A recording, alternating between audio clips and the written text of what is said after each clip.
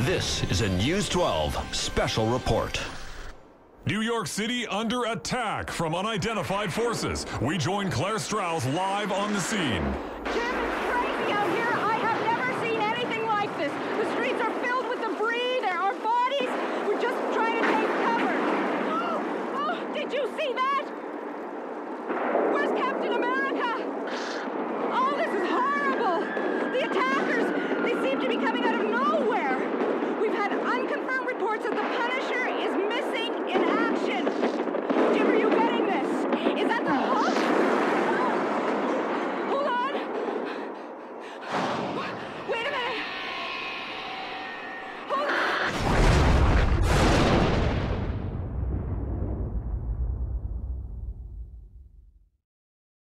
I truly believe, on paper, the concept behind 2005's Marvel Nemesis, Rise of the Imperfects, was ingenious. It was a 3D fighting game, which pitted classic heroes and villains of the Marvel Universe against each other in a variety of open battlegrounds. It introduced a brand new lineup of supervillains, created specifically for the game, known as the Imperfects, that would not only be featured within the game's story mode, but would also appear in a mini-series of comic books released by Marvel in conjunction with the game's publisher, Electronic Arts. I think having a crossover of media like this, debuting never-before-seen characters in a video game with the intention of having them interact with and become part of an already established comic book universe is a novel idea. Honestly, I think it had a lot of potential, especially at the time, if it had been executed correctly. Sadly though, this was not the case with Marvel Nemesis, as the new and original characters in question, the Imperfects, and the game they found themselves in were not very well received, and shortly after the release of the game and the 6-issue comic series, EA quietly abandoned them, and they have not been mentioned since in the Marvel Universe. While the core concept behind Marvel Nemesis is intriguing, a lot of its other elements gruesomely crash and burn. It plays about as smoothly as attempting to rollerblade down a gravel road. As fighting games go, it's one of the messiest I have ever encountered. The framework of a good fighting game is definitely here. Each character has your standard normal attacks, super attacks, aerial combos, grapples, and counters, but what knocks the wind out of the whole experience is how unbalanced all of the characters are compared to one another. You have fighters like Iron Man that can fly around the battlefield, fire projectiles, and lift the heaviest objects to throw at enemies that do massive amounts of damage if they hit. Other characters like Wolverine that have to get right up close to their opponents to inflict damage, and are basically target practice for those that shoot projectiles. And there are also characters like Spider-Man, Venom, Daredevil, or Storm that can grapple enemies from a distance, on top of grappling close range, using their web, equipment, or mutant powers. I would describe the character roster in Rise of the Imperfects as severely lacking. Sure, you have some big names for Marvel in it, but there is not enough variety to their abilities gameplay-wise. So many of the characters feel like copycats of one another, with slightly different animations. The roster totals 18, including the game's villains, but it feels like you are playing as the same 5 or 6 characters, just reskinned. The AI in Marvel Nemesis is very inconsistent. Sometimes it feels a bit too easy, and other times it feels merciless. Opponents will spam projectiles at you, not allowing your character to get back up when grounded. They will frequently counter your grab moves and catch objects you manage to throw at them in a desperate, last-ditch effort to damage them in battle. Some of the story missions you will beat on your first try, mindlessly, in no time flat, while others will take you multiple attempts, frustrating you to no end due to the poor mechanics and countless cheap deaths. It makes me wonder how this game passed testing with how structurally broken it is. I had forgotten how unforgiving playing Marvel Nemesis was, and only through playing it again for this review was I reminded of it, opening up old wounds I had long since buried. To be honest, there were a few times I was ready to wave the white flag and call it quits during my playthrough, but I pressed onward. Was it worth all the pain and anger in the end? Take a fucking guess. The story mode of Marvel Nemesis is very scatterbrained. The writing in this game is subpar, like they put the bare minimum amount of effort into it, but I will try my best to summarize this mess. New York is attacked by an alien invasion, and many of Earth's heroes, like Captain America, the Hulk, and Punisher, have fallen in battle, either killed or missing in action. An alien humanoid, the mad scientist Niles Van Rokel, is responsible for these attacks, and sends in his special task force of superpowered experiments, the Imperfects, to go into the city and eliminate any heroes remaining. How the story is structured is with a series of levels for each Marvel character that unlock more levels and characters as you progress, one after the other, and each character can be played in whichever order you desire, as long as they've been unlocked. The levels function sort of like how they were in the Injustice games, taking place within the various Versus arenas, though some are slightly expanded versions of them. The objectives in the levels focus on defeating a certain number of enemies, destroying objects, or battling other characters in one-on-one combat. It gets very repetitive. Van Rokel makes use of these strange neck devices that corrupt and infect the wearer, putting them under his control and turning them evil. It's a plot device that gives the game an excuse to have heroes fight each other on top of the villain characters. Once you get far enough into the level chains, the mission screen turns red, at which point you play one of the sacrifice missions as one of the Imperfects to take out whichever Marvel hero they have been paired with. These are by far my favorite parts of the game, because before the battle begins, you get to watch a cutscene showing you the origin behind the Imperfect character you are playing as. Even though many of them are cliché as hell and they range in quality, a few go in some pretty dark and disturbing directions. My favorites include Brigade, a group of soldiers sent in to drop off a chemical package in an enemy bunker that was prematurely detonated, killing them all.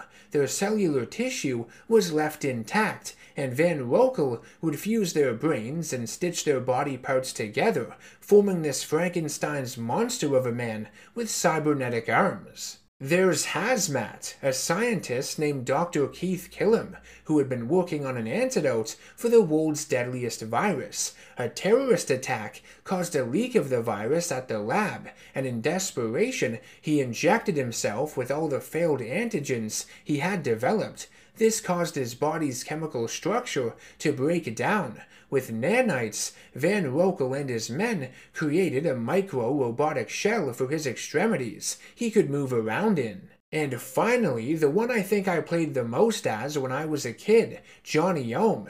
He was a rebel and a murderer who was sent to the electric chair, but miraculously survived electrocution 3 times. It had no effect on him.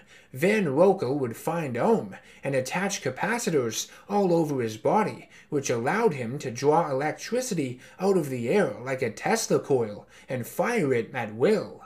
Now again, many of these origins are cliché, and most of the Imperfects are not all that interesting, but I do remember enjoying watching these cutscenes when I was younger. Implementing the use of live-action performers in them also added to their believability and mystique.